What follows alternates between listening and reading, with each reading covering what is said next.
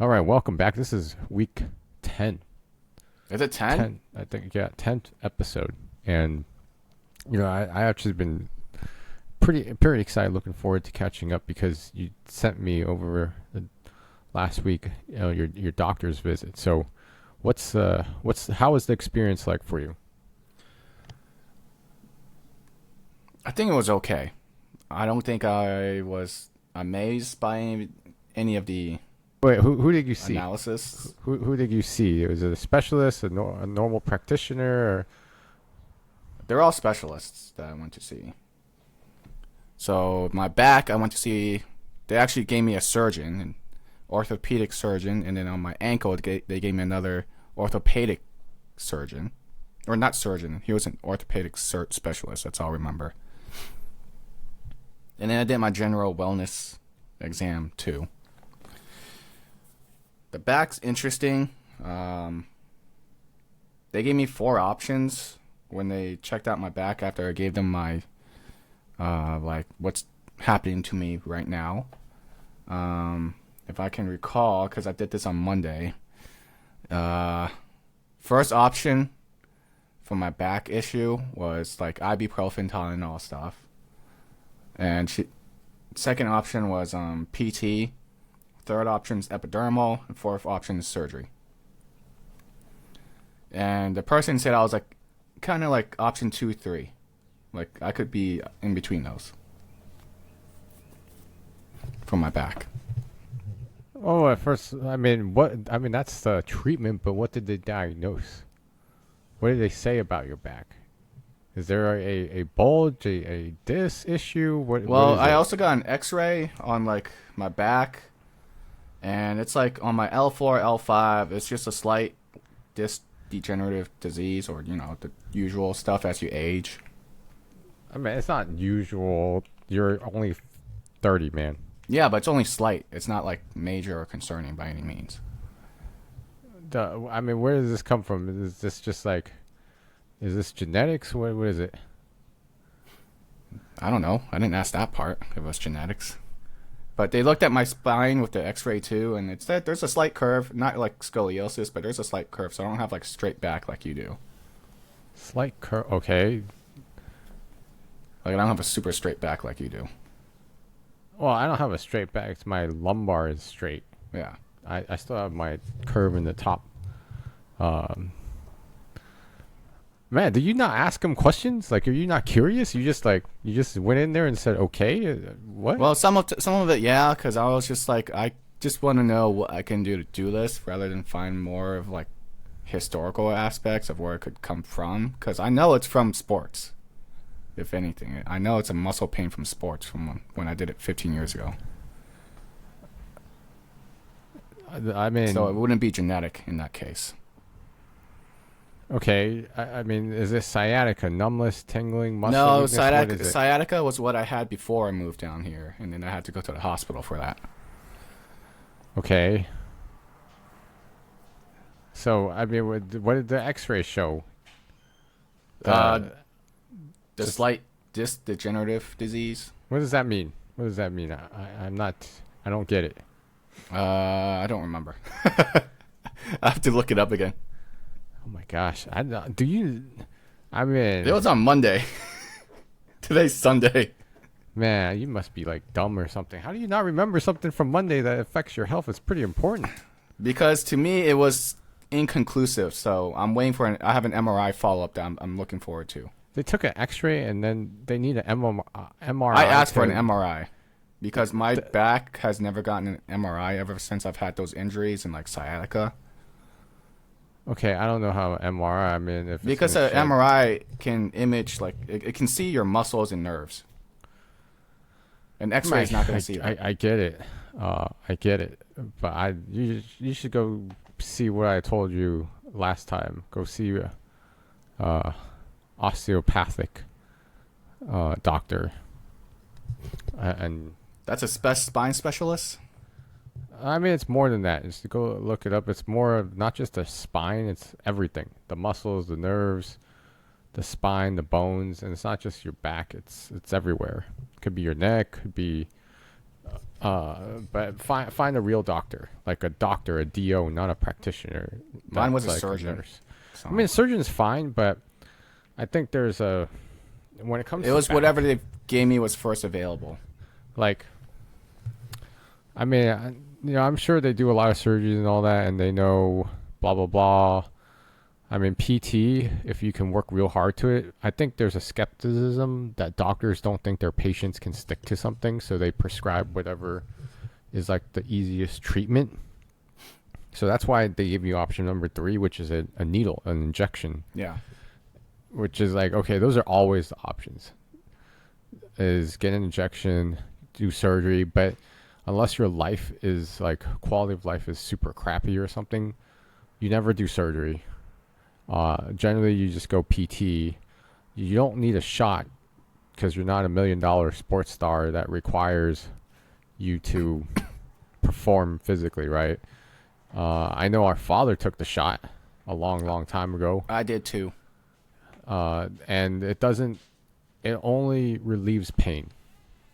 It saved me for a good bit, because for a while I was hampered in bed for like 3 months, and then after I got that shot, I'm back on my feet for like even till now. Yeah, but you have to remember that doesn't.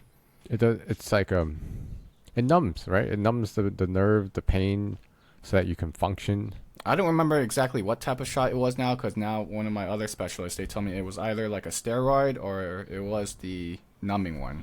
Yeah, so I'm thinking it might have been a steroid because I don't remember being numbed, but that was also like 10 years ago, 11 years ago. yeah. So I that's why I would say, I mean, go to PT route. I Well, work I'm actively.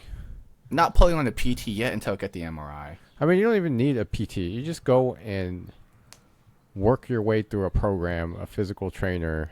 I mean, you could go see a physical therapy so they could set you up correctly with the exercise you need to do on a consistent basis, and then you just do it. You do it. And I've been consistently working out for like 4 years now. And I think last week I told you I tweaked. I wouldn't say the sciatica, the nerve, but after all the strength building and all that, it wasn't able to. I was still able to function, even though it definitely felt like my psoas or my gluteus maximus. I probably strained it a little bit, but I'm back surfing like a week later, and a lot of that is because I've just been rebuilding the strength, and that's what you got to do. You got to commit if you want to. If you want to live a pain-free, highly mobile life, I would say I would quit running, honestly, until you fully recover, or at least like light jogs, but no more like fully committed to running. Doesn't hurt my back for running. So here's the thing. So when you run, the motions is the contractions of your muscle. But because you don't even know you're limited, your body won't go to the extremes of the range of motions. So you're limited as a runner. I totally get it. Like when I pulled my muscle, I could jog and run totally. I'm like not even running fast for these right now. I'm just doing my normal easy pace, so it's light jog. I would say it's more of so the impact on your. So you got to remember, every step you take, every time you're running, you're kind of pushing off the ground using your ankles, right? Your ankles, your joints, and then the energy carries up towards the spine. So I would say like your jog may be okay, but I wouldn't even jog. I would just walk a whole bunch on an incline, so you can still get your heart rate up until you are able to kind of rebuild your back and rebuild your structural. Because if you think about it, so the running motion is very complicated, and it's very stressful on your body. Like the real sprint, the real like 4 or 5 minute milers, you'll see how they not only extend their leg, but they also use the hamstring to pull their leg up. And what happens, and this is because I'm pretty familiar with with you, and we share the same genetics, like our hamstrings are probably super tight. They're probably pretty weak. So then the thing that carries us forward in our runs is most likely our quads versus the hamstring doing an equal amount of work. So that's why runners have to build muscle so that they don't have an imbalance a lot of times. So that's my recommendation. Like until you're pain free and completely like just take it easy on the running. You don't have to be inactive, but don't put that stress on your spine. Well, the stress isn't on my spine; it's on my lower back. No, lower. It's on my back muscle. On the lower left. So this is why you gotta ask questions. This is why you gotta tell them about your whole lifestyle. I did. And they didn't if they really if give they, me much. and that's why I wouldn't go see a traditional like like I would see someone that would be more understanding of your lifestyle. And you also got to be upfront and tell them, hey, these are my concerns. This is how I live. This is my normal routine, so that they understand your daily, what your daily, like, motions, your rhythm, your daily schedule looks like, so they can get a holistic view of everything you do. The running mechanic is heavily stressful for the body. And if you don't have the right, like, let me try to put it this way. I can do cardio like forever, but I'll never be able to hit like a 4 or 5 minute mile because I don't have that range of motion that elite runners have. I can't because I just know it's not that I'm not built that way. It's just I'm locked. My spine, my range of motion, I just don't have it. So that's the part you got to really understand your body so that you can help it the right way. So 100% go get a program, rebuild your back, and then consistently stick to it. Like do those exercises because you're 30, man. You shouldn't have this issue at your age. Sports issue from 15 years ago. But I don't. That's the part that I don't get. Like, I don't know how either they ignored how bad it was, or maybe it's not bad. But then it was never properly treated too. I mean, they're not going to treat because they think you're a teenager. You'll just bounce right back usually. So, well, when I went to the doctors back then, they all they say was just go work out. Yeah, but nowadays you have the internet, you have social media, you have information everywhere. Knowledge is much more accessible. So workout is true, but they probably didn't know how to tell you to work out, what to do, what to avoid, things like that, so that you can do it properly. So the only time it hurts right now is if I'm laying down on the couch and just getting up. Yeah, so you got to go get an examination, like from a. I would go see not a chiropractor but a DO of osteopathic. Just go do that. I didn't believe in it. I mean, not that I didn't believe in it. I did my research. I made sure I saw a real doctor that can prescribe medicine, so that I told them my entire history, what I do, how active I am, and they did everything, and it freed up my mobility. I mean, I'm gonna. Like, you don't actually need to see it on a routine basis, but I definitely go see it once. And I made an appointment to go see him again, just because I love the results. For me, that's an investment in your body. And this is not like a shade to regular doctors or surgeons or whatnot, but sometimes they're missing. This is the thing I hate about the medical industry. When you go see your insurance, your doctor, it's so like money motivated these days, and it's so like that. Not saying every doctor is this way, but every time I went to see someone hey, I have a back issue, what do I do? It just feels like the same answer you can Google. Like, why the hell did I go pay? Granted, it's under insurance. Like, What the heck? I mean, what's the point of seeing you? There is no point. You don't give me any catered personal treatment options. It's like the blanket treatment they give every person that comes in with the same like complaint, right? So I didn't really vibe with that. I didn't really like that. So I made sure that I went to see someone that is actually invested in my health, that wants to know the whole story. It's like the episode of a House where they go into people's homes so they can understand what the illness and the cause of the illness is. It's like that's the approach I want. Like, get a whole 360, what I do and the movements I should avoid and things like that, so that I can really get better. Versus, this will just take care of the pain for like a couple months and then that's it. So next time you go to see whoever, you got to like just ask a bunch of questions, because doctors oftentimes is just like they're just doing their job, in and out, in and out.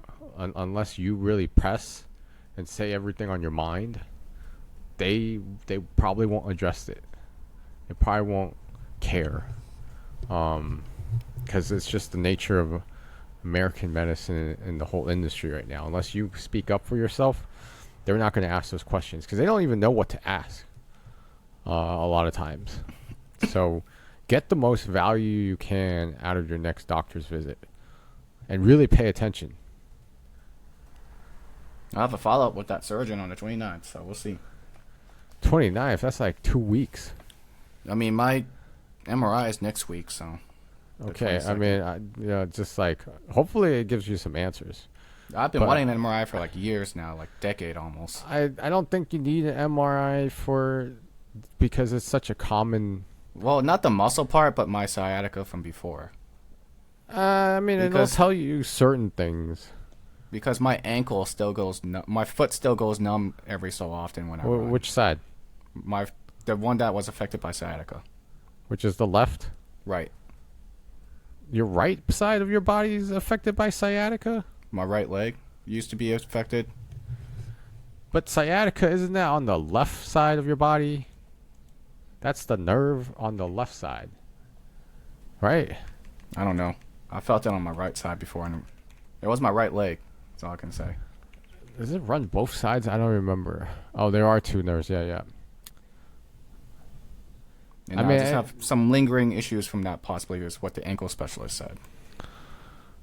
So that's why I highly don't recommend you run.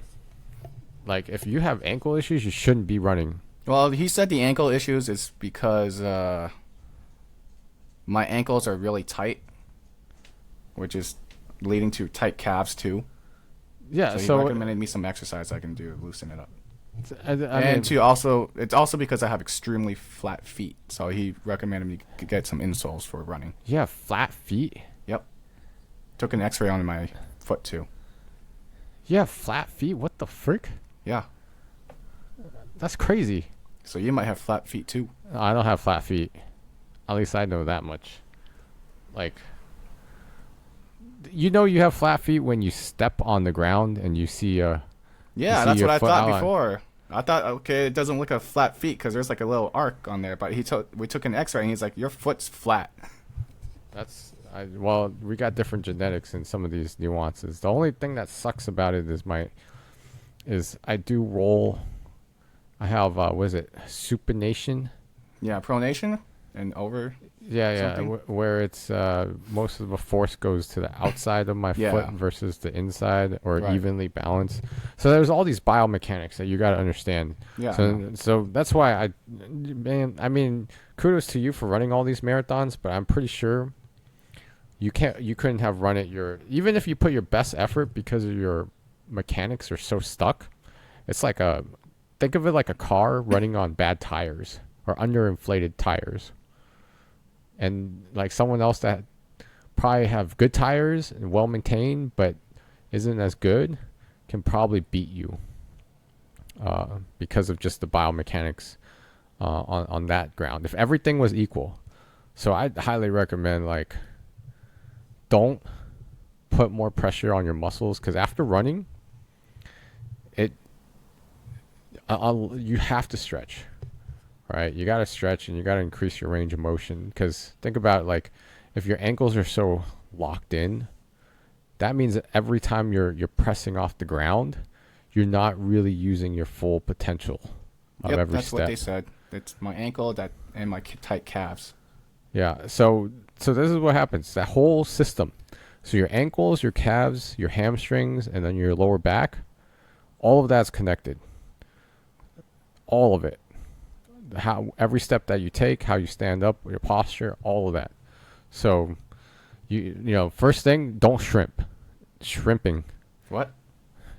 Like people that hover over the keyboard, they Oh. shrimp like like a shrimp, shriveled Yeah. up. Probably don't do that. You I know, don't do that. it's a lot of these little lifestyle things that I became aware that I was doing that I didn't even know. But now that I know, I try to correct it. I try to be more conscious about it. So let's say, for example, the biggest thing that annoyed me for the longest time, this is why I feel so stupid, was driving that BMW. It was not great for like posture. Yeah, but the way you sat, maybe because you have longer legs. Well, yeah, I have longer, so I don't have long legs. That's the I'm- problem. I'm Don't pretty have- upright when I sit on those in a car chair when I Oh. adjust it. Well, you shouldn't be upright. That's the thing. You're supposed to be. I'm not like leaning back like other car drivers. I'm a little more straightforward than they are. Well, no. Here's the problem with the coupe. Is the coupe is structured not like a chair. Like if you drive the minivan or a SUV or a normal general passenger car that's a little higher, you're gonna be more like a chair, Yeah. right? But the coupe is slanted in a way where it's trying to hug you, right? Right? It's more tilted, so you shouldn't be upright. I'm not that upright, but yeah. And then the short arms, like a lot of these things didn't piss me off so much when I think about it. It was just not great for my back because the way that you try to position the chair is at a slight angle to support your thighs and then support your lumbar. But then the problem I always had was my arms were just short.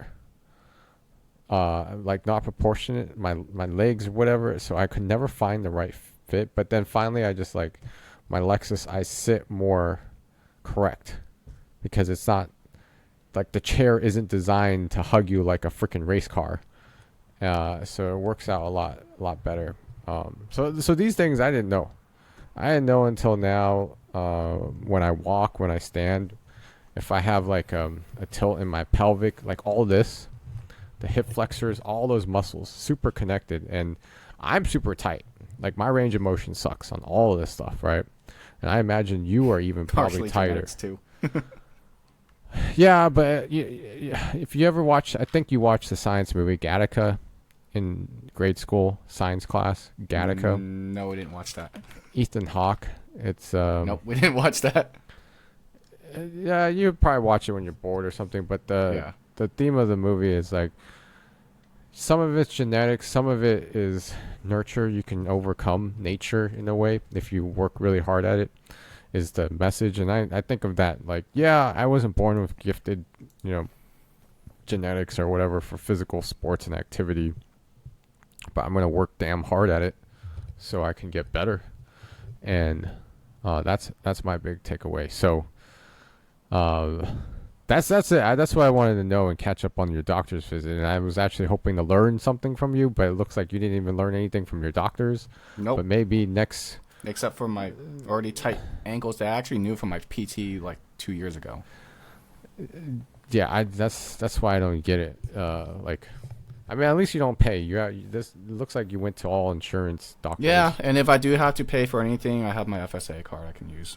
Yeah, so I'd highly go see a DO, and it did wonders for my surfing. She actually told me a lot, and I didn't even take an X-ray, because all they do is they feel your bone structure and your muscles. I don't know. There is a practice out there that does this. Is they just they feel the tension. They massage and they try to understand what's deeply rooted. And it was worth the money because it really told me a lot of knowledge and information and helped me with some temporary relief on things. But then what was great about it is set me on the right path. So then I go back in a couple weeks so that I can do a follow up and say, what can I do more?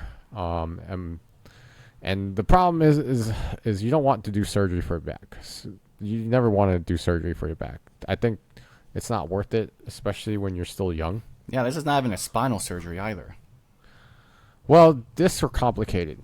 So you never, you I don't even think it's a disc. I don't know. Well, you just said the L5 and L4. Yeah, it's like disc degenerative, which is so part of aging. It sounded like when I googled it before. Yeah, but there are ways to live with it and ways to continue to get better, build up your core muscle, build up your My main items when I went to these two specialists, one was to get authorization for an MRI for my back because I never got one, so I've always wanted to see if there was anything that was actually can be done for that. And two, like an X-ray on my ankle, which happened, and learned that I had flat feet. Okay, the flat feet, I don't get how you don't know that. I went to like the foot analysis too at those running stores too. It's garbage. Just to see. Yeah, and they didn't I tell did you do that? the water test on a paper towel or towel, and I'm like, that doesn't look flat to me, but X-ray says it's flat. I don't know, man. See, this is why I don't. I mean, you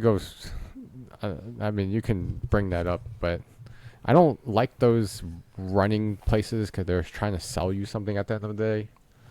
And when they're trying to sell you something, a lot of times these guys are not doctors. They're just salespeople that are slightly trained in trying to sell you something. And I'm not a big fan of that.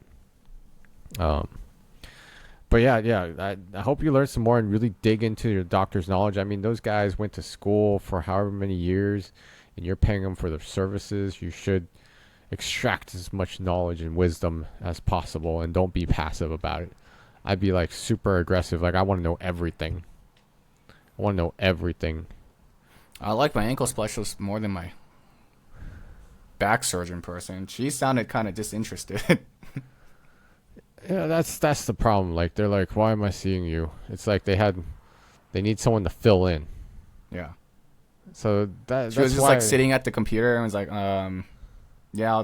these are the 4 things, like that kind of attitude. Yeah, exactly. In and out, like a freaking fast food joint. Here, what do you want? Hamburger and fries. Here's a soda. I hate that kind of. Well, she also at least made me, I don't know if this is standard, but she made me do like some walking tests too, and like heel walks, toe walks, just to see how my back looked like, or my hip, I don't know. Sure. I mean, go see a osteopathic doctor. They can be kind of expensive because it's out insurance, but it was worth it. It was worth it. My FSA should cover it, I hope. Yeah, I mean, I think you can use FSA for it. But yeah, they were worth it. Make sure it's a real doctor though. Like a DO. So as long as you do that, they should be able to give you quality, life improving advice and treatment options. And it helped me. It was like the first person that actually set me up correctly. So I believe that's worth trying versus a chiropractor or anything else. I don't believe in chiros after working with chiros for like years, or not years, but like have had over 5 chiros on my back and whatnot before. Yeah, it's tricky. I think what they do is it is a practice. There's some relief that can be found through the what they do, but I often find that it's just super temporary. That's why they keep having you come back. Yeah, so I'm not. I tried it. I was on a program for like 6 months, and I was just like, forget it. This is BS, and it's too expensive. Yeah, I was on chiro for like my sciatica, which I didn't even know was sciatica when I had it.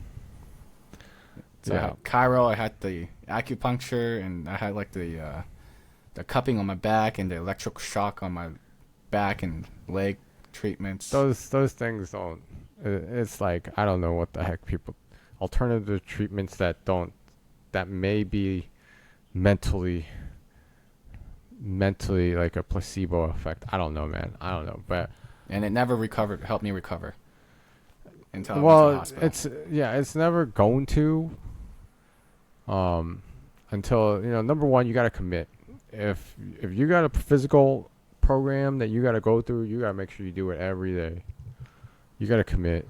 Like I go to the gym every day. You got to commit to that. How could I commit if I couldn't even move back then? And I was in school. Yeah, I understand that's hard, but now you're freaking, you got your own house. Put a mini gym in your garage or whatever, and commit. Wife doesn't want it. I mean, so I'm like, the okay, last fine. time I see it's just a pile of junk that's just sitting there on the other half of your garage. So I don't understand why that can't be cleaned up. It's a lot of luggages. Like, do you not put stuff in your house? We do. How do you have that much stuff? We have like 8-10 suitcases in the garage. Why? In-laws bring 2 every time they're here, and then they bring 1 back, so 1 gets left behind. What? I don't get it, man. You guys lifestyle creep, dude. Don't let lifestyle creep happen. Well, they buy it because they bring like lots of snacks and souvenirs for us when they visit every time, and then they just bring 1 back, one suitcase of their clothes back that they wear. Man, you're gonna be one of those people that's gonna be like a house full of junk, dude. They're a house full of junk. I've mentioned it to my wife many times, like, we gotta do something about these suitcases. Well, I'm not about your suitcases, but you just gotta the stuff.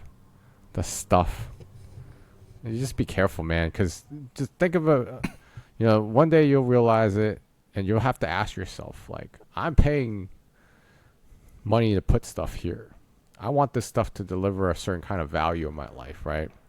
And if something you have in your home that you probably didn't touch for like years since you moved in, you probably don't need it anymore. That's my thinking. And then you fill it with more things that give you more joy and value versus stuff that you're like, I didn't remember I have this sort of stuff. So something to think about is because don't turn into a freaking a junk house, I know. Just full of stuff everywhere. I mean, it's not just me living here, so. Well, I understand that part, but just something to think about, because I tell my wife all the time, like, she has too much junk. Like, this is how I think about it. When I graduated, when I moved around in apartments, I could fit everything in a 1-bedroom U-Haul.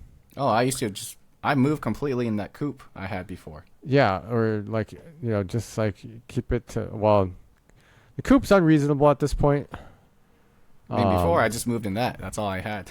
And like, it worked. It was fine, I think. I mean, that's how I moved to Berkeley. I fit everything in that car too, and that was it. That's all I needed. Didn't need to take too much. And then 1-bedroom is fine.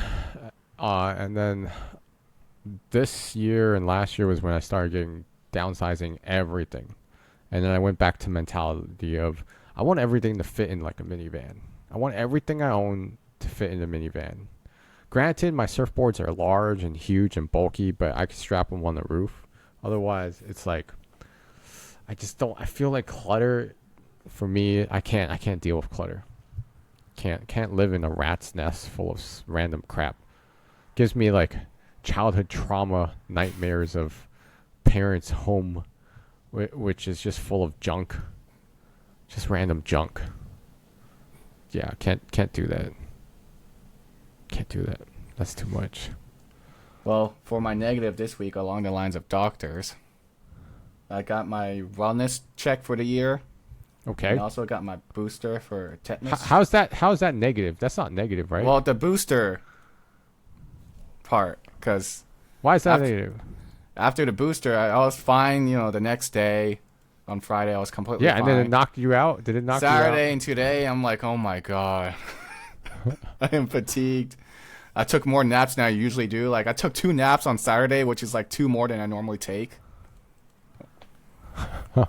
And I'm like feeling a I little mean, out of it when I'm going out. I'm like, oh my god, I'm like so out. that's not a bad thing. That's a good thing. Well, the bad part is just I feel like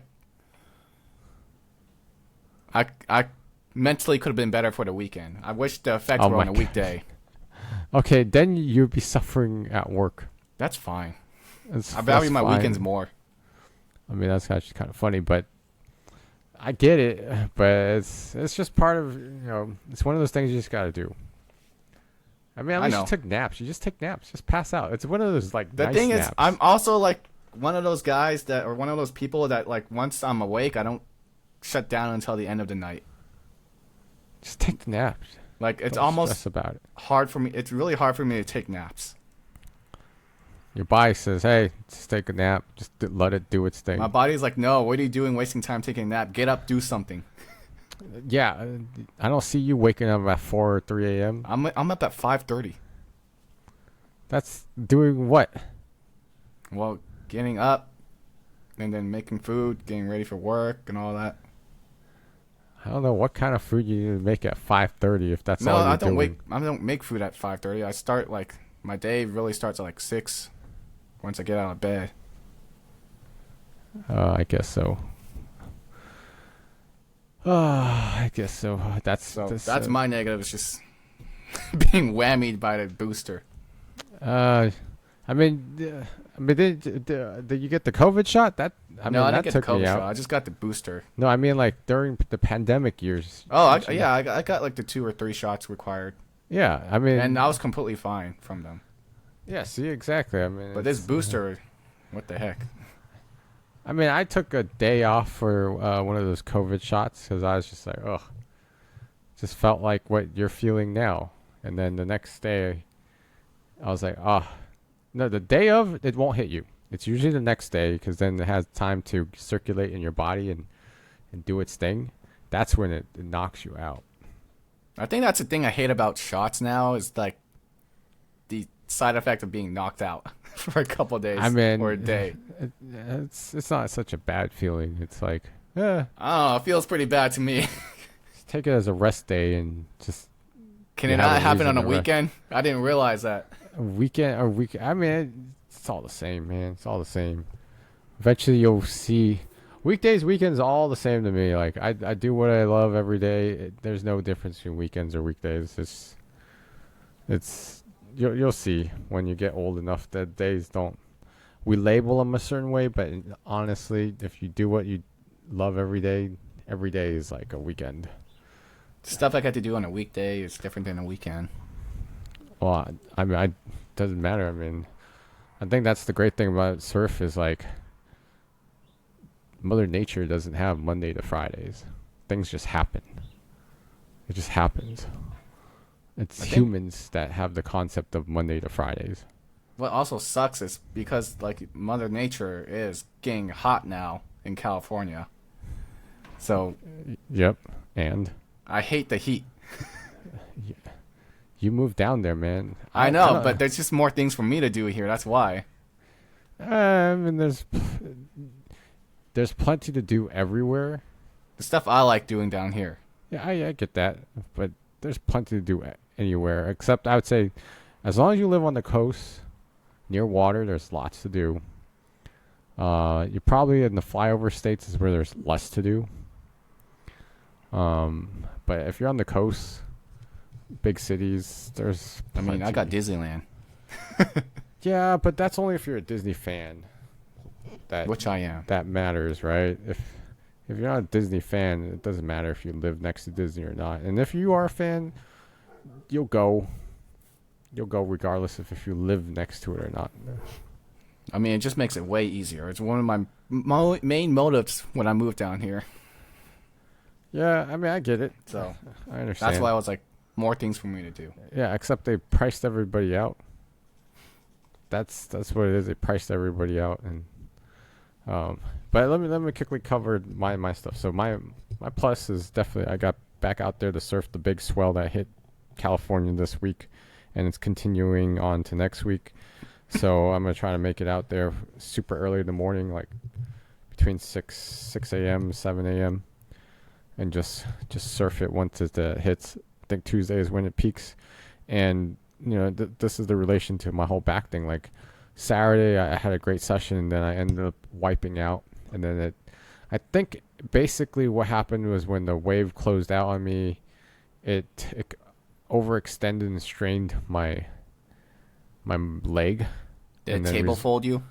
No, not that. I mean, I don't know. You just once you get stuck in the wave, it just throws you in the washing machine. So it probably like overextended with my leg and my surfboard, whatever you never know, right? You're just underwater.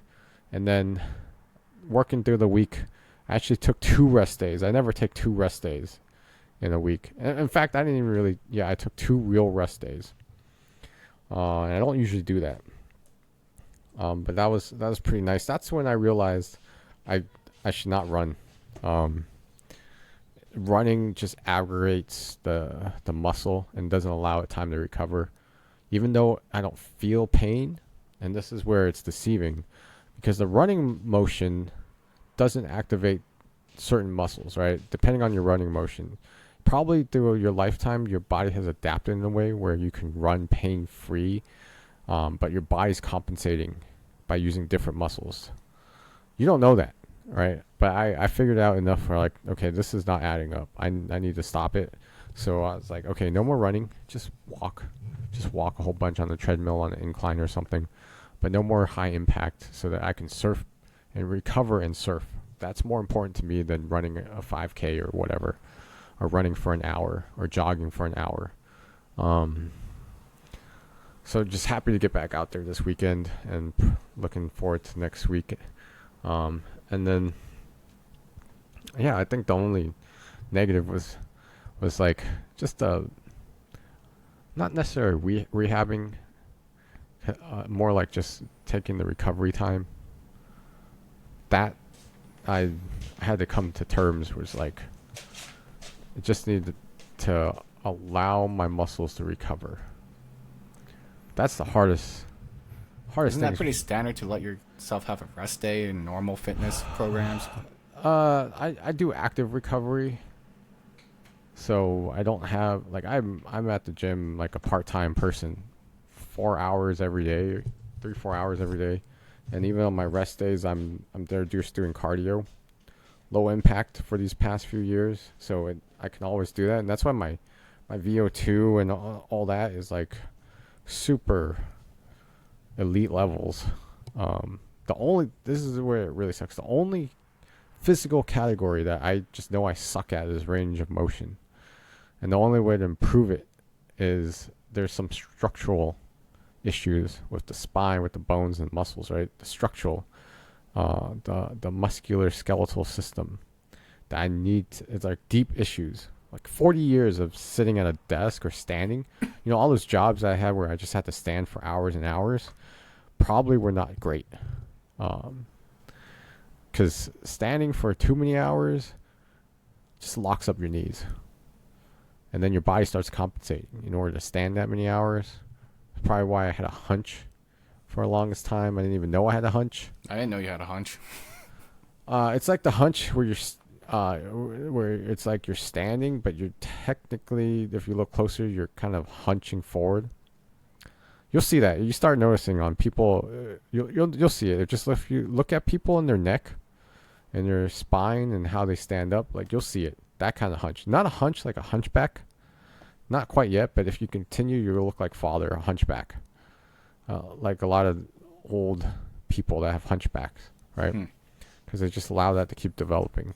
I wonder how it feels. Because sometimes, when I'm running, they always say you kind of lean forward a little bit. So I don't know if that's like feeling like I'm hunching over or like just leaning over.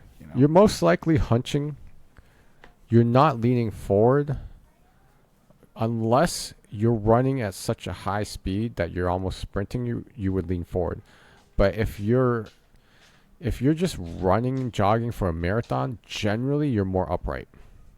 Yeah, I mean, the lean's not like crazy.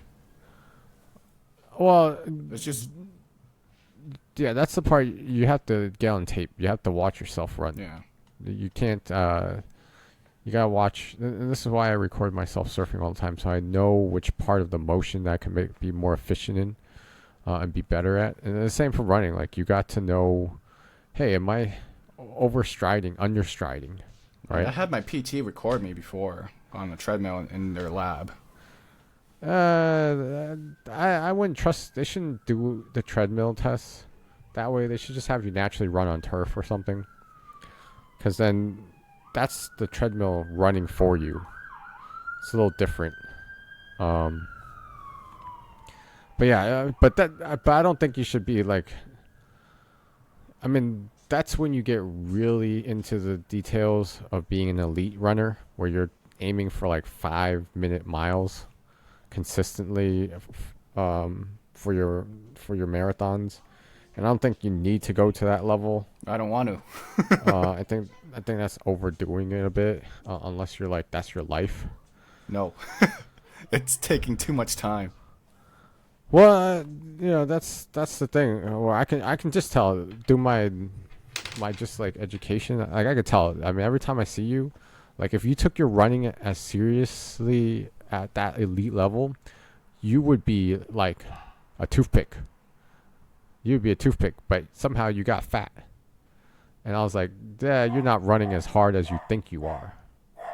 Or at least I thought you were, in terms of your commitment level and your serious level of your performance. Versus, I think you're more like not casual. It's advanced running, but not Uh, elite. I would say I don't know what tiers. I would say you got elite, you got advanced, you have intermediate, and you have beginner. If those are the I'm like tiers, in between intermediate and advanced. yeah, I would say you're like intermediate plus. What I mean, Which what's is your fine no? Yeah, it's fine. But that's what I'm saying. Like I could tell that you're not going for that higher level of running, where like your body has changed into that. You know, like back in high school, those cross country runners Yeah, I that are know. skinny as like, I mean, they're just like a toothpick. I don't even think I Skinny. can get into that type of toothpick nowadays. Well, I mean, with Unless your I'm doing that full lifestyle, time. I wouldn't say yes, but that's where you have to make it like your thing, and I can obviously tell it is not your thing. I mean, it's a fun thing for you to do, but Yeah. it's not your thing. Like this is not the thing you're gonna do for the rest of your life. I Kind still of run hobby. for the rest of my life. Yeah, but I don't think you're. I think you're treating it more like it is not what your whole life passion is. That kind of level. Um, More of I would say, not your casual person, but also like not super. Like this is what I want to do. These are the goals I want to hit, and this is the program that I want to start. Like the people who are really invested into running. Yeah. So I totally understand that. But but I can also tell. The only thing is just stay active and don't get fat. I mean, drop your BMI if you need to. I don't know think- what it is right was now. It was at 24 I don't know. from the doctors. I don't know what 24 means in terms of like go do a body scan. Just go do a body scan. If they're just using height and weight, I don't think that's accurate. So Yeah, I mean, that's just a quick and dirty. yeah, go do a $50 DEXA body scan. Do it once a Oh. year. My lab that did my VL2 test has a DEXA fit. Whatever it is, it's $50. You don't need. You just go get a scan done so you know exactly what your body fat percentage is. So Yeah, that I you used know. to be 20. I guess 24 is on a almost actually fat end. Dude, I could tell, man. I told you, like you freaking. If it's, if people can tell, there's a difference, and you can tell by looking at your photos over time. That's how you know. That's I don't how you know. It could be a buildup, just work stress, causing the actual fat gain. not enough sleep or not enough good sleep. A lot of things. Well, the lucky thing is you're young still, and you have a lot of time on your side. You know, I'm like the future version of all this crap that I've done that are mistakes and experience that, hey, you have a chance to get better and do better. So seize the opportunity, man. Yeah, I was skinnier when I didn't have a job, so I was just Oh my constantly out and about. But now I'm at a desk, you know. Hey, I'm at a desk too. I'm at a desk and I still get Yeah, in. but you have to dedicate time to the gym for a long time too. But that's investing in yourself. That's investing in yourself. Invest in your health. No one can do it other than you. That's it. Because think about it, how many people. This is the funny thing. Like I always go in the gym and I'm like, little do they know, I'm like the dude in their 40s, but I'm performing like someone in my 20s. And it's just like you just got to put in. I mean, all you got like just think about 2 years of serious commitment can get you back into like 2 years of continuously like going through a program and sticking to it can get you back into your fit level of like a 20-year-old person, like a fit 20-year-old person. Yeah. So that's how incredible the human body can be. But at the same time, Yeah, I remember like Christian Bale being like in Dark Knight, his body then, and in the other film it was like almost like bones.